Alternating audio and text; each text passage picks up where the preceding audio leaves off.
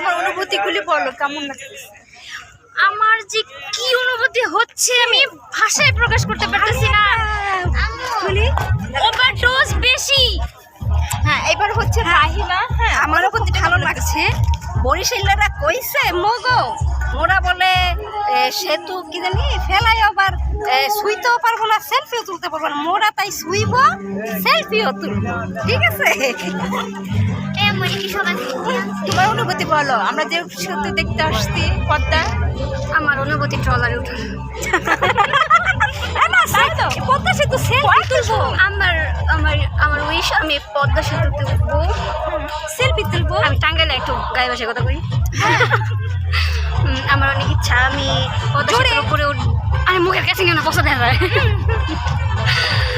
আমি খুব এক্সাইটেড, আমার অনেক ভালো লাগতেছে, কিন্তু টাঙ্গাইলে বাসা তোমার যে আমার অনেক ভালো লাগতেছে, আমার অনেক ভালো